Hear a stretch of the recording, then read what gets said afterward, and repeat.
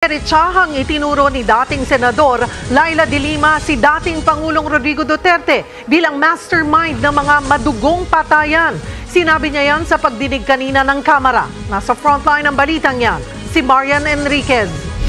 There is no doubt in my mind that former President Rodrigo Duterte is the mastermind, as he was the instigator and inducer of the... Alam mo na pinapanood ko to, naalala ko yung ginagaya siya ni Pangulong Duterte. Duterte, yung mastermind. Drug war killings. Matapang na sinabi ni dating Senador Laila de Lima na si dating Pangulong Rodrigo Duterte ang mastermind sa mga patayan sa madugong war on... Sabi nito, pinapalis mo sila, Sir Banat ba yan, nadagdagan ka ng 1K. Hindi, sa totoo lang, ako, wala sa akin. Hindi ko naman sa hindi na-appreciate yung views. Na-appreciate ko yan. Na-appreciate ko kayo sobra. Pero, ang pinaglalaban natin dito, yung katotohanan. Yun! Sabi ni Mocha Uson Vlog, Devil the Accuser. Pasensya na, nakakalimutan ko minsan yung Bible eh. Oh.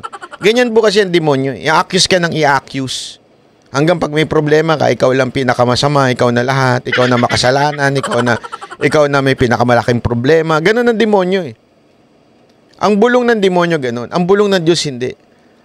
The Lord will never ever condemn you. Kasi nga, kaya nga, while we were still sinners, God died for us. Hindi natin kaya eh. Siya na nga ang gumawa ng paraan eh.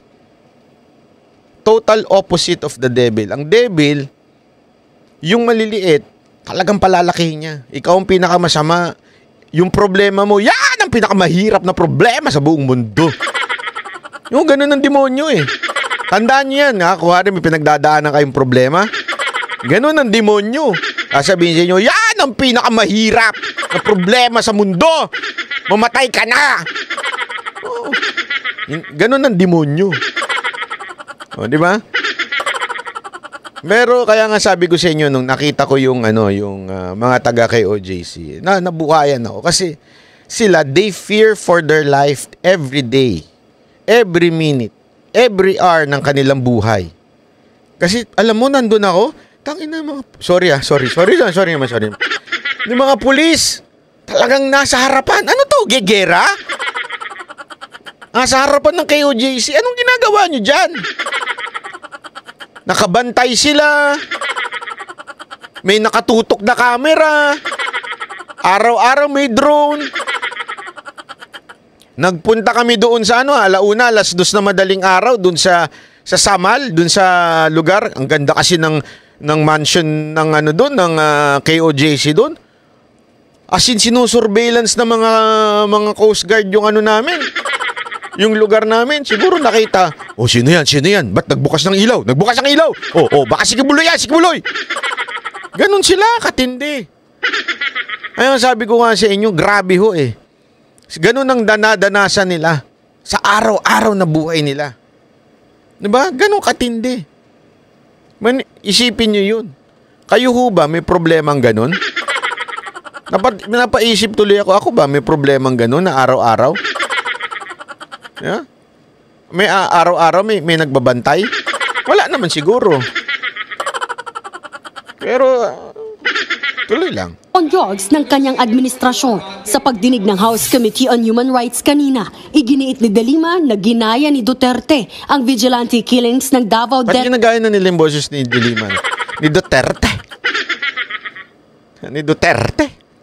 Squad noon. At nang maging Pangulo, inilunsad ni Duterte ang Auckland double barrel sa buong bansa.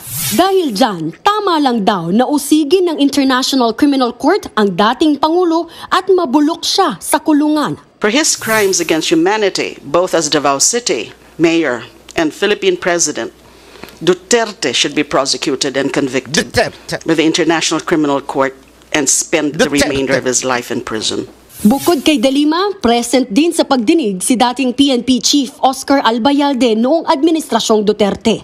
Nagsilbing NCRPO Regional Director mula 2016 hanggang 2018 si Albayalde at naging hepe ng PNP mula 2018. Elizabeth Dinsangan, maraming salamat po. Thank you very much, Madam Elizabeth Dinsangan, sa pagpapakulay ng buhay Kasi madalim-dilim na nga ang konti eh. Grabe oh, nandyan yung mga matitikas na general oh. Nandyan oh. 18 hanggang 2019. Eto ako may tanong lang ako sa inyo.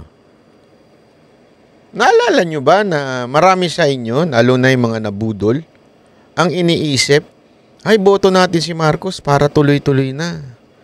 Tuloy-tuloy na ang pagbangon ng bayan natin. Tuloy-tuloy na ang anti-war drugs war drugs ni Pangulong Duterte. Pero baligtad na ngayon, no? Hindi nyo man nakikita. Baligtad na. Ngayon, ang bumibida na ngayon ay yung mga katulad ni De Lima. Ang ginigipit na ngayon ay yung mga dating tauhan ni Pangulong Duterte na naghatid ng kapayapaan sa Pilipinas. Huwag mo natin kakalimutan. Duterte is just one man. Yes, he is a good leader, a strong leader. Pero ito yung mga taong tumulong sa kanya. Si Bato at saka itong mga to. Ang tumulong sa kanya, kaya tayo naayos ang bayan natin noon. Kaya wala tayong nababalita ng mga riding in tandem. Dahil itong mga general na ito, ang sumunod sa utos ni Pangulong Duterte na labanan ang mga adik, labanan ng droga, labanan ng kriminalidad. Ang laking kontribusyon nitong mga general na ito sa atin. And yet, sila na ngayon ang ginigipit ni De Lima.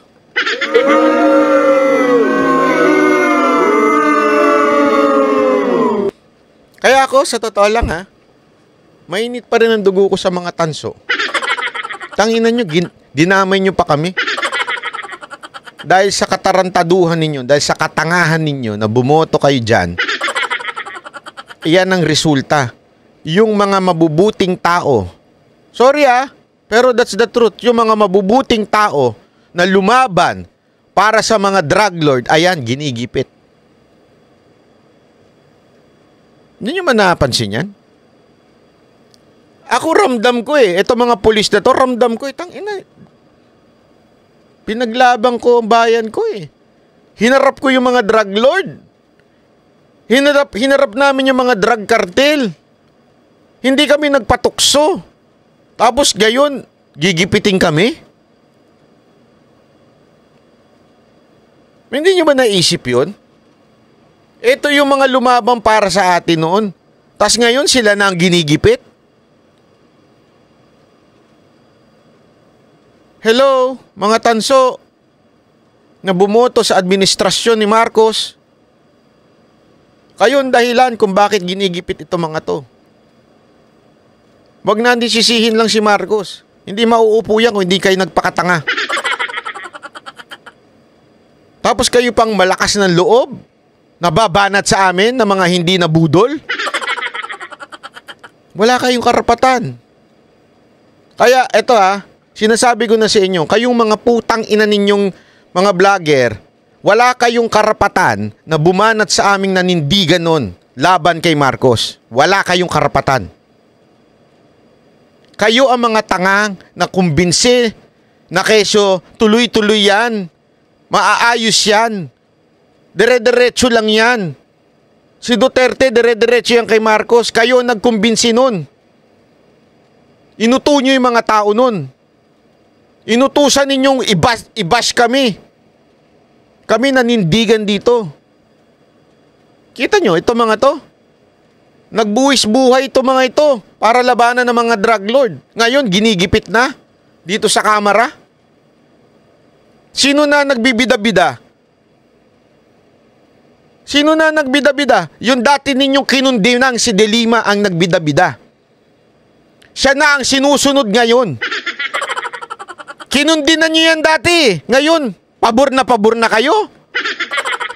Yung suka ninyo, pinulot ninyo, niluto ninyo, kinain nyo pa uli. Nagpakabobo kayo walang biro nagpakabobo kayo Dahil sa katangahan ninyo, ang daming nadamay na matitino. dokumentong inilabas ni dating Senador Antonio Trillanes mula sa International Criminal Court, nakasaad dito na kasama si Albayalde sa mga suspect sa investigasyon ng ICC sa war on drugs. Bagay na kinuwestiyon ng dating PNP chief. Anong otoridad meron si former Senator Trillanes? Wala! Ako nang sasagot, sir! General, walang otoridad yan si Trillanes. Isang chismosong ano lang yan. Pinanganak na maging Marites. Hindi ako nagsabi niyan, Kamara nagsabi niya na hari ng Marites. Kamara ang nagsabi, hindi po ako. Sumasang-ayon lang ako. Hindi pala hari ng Marites, pambansang Marites. Sabi ng Kamara yan, nasa news yan. Nasa news yan. Para maglabas ng isang classified document, no? At bakit kung talagang meron siyang authority sa ICC or bakit ayan, ano sabi nitong isa? Kaya napatay si Percy Lapid. Pinay to. Ano pa sinabi ni Pinay to? Bakit yan ang nabanggit niya? Kasi alam nyo ba, isa sa mga threat ko natanggap yan, nung namatay si Percy Lapid, ang dami nag-email sa akin, ang dami nag-message sa akin, kasama yan sa nireport ko, na ang sabi nila susunod daw ako kay Percy Lapid dahil sa tabas ng dila ko. Kaya tingnan natin kung ano yung sinabi nitong Pinay to. Bakit niya nabanggit siya si Percy Lapid? Tingnan natin. Tulungan naman ako hanapin para tuloy-tuloy tayo. Please, thank you. Kung anong sinabi niya yung Pinay ako, ma-report natin din yan. Niyagan ng ICC ito. Is Trillanes playing as the spokesperson? First comment niya, bakit ganun ang comment niya? Pang tanga.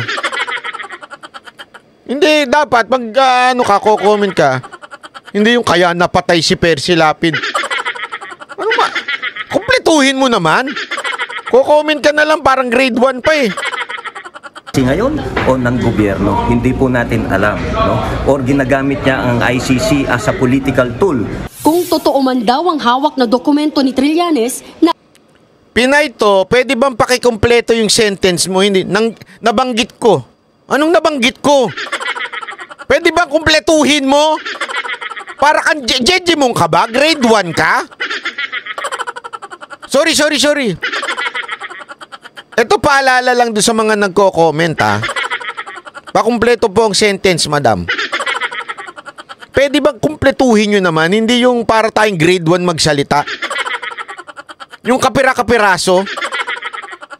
Minsan nagkakaroon ng communication gap sa mga pagka text lang, tawa sa'yo.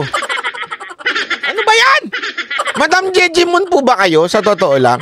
Pakisagot yes or no. Jejimon po ba kayo? O sabihin nyo na lang yan, lasing lang po ako, pasensya na. Kasi minsan naintindihan ko kasi si Madam Virginia, minsan ganyan din Si Madam Virginia, pag nakainom na yan, ganun yun nakahanda raw siyang humarap sa ICC, pero pinangahawakan niya pa rin ang sinabi noon ni Pangulong Bongbong Marcos. Dismayado naman si Gabriela Partiles Representative Arlene Brosas sa hindi pagsipot ni Duterte sa pagdinig. We've been requesting for the former president to come here para ipaliwanag po yung mga akusasyon sa kanya. Hanggang ngayon, hindi pa rin yun nangyayari.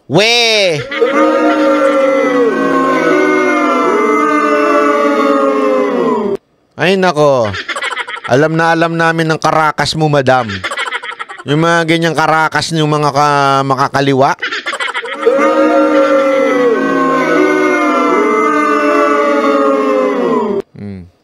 So Mr. Chair, hindi pwedeng matapos sa ganito.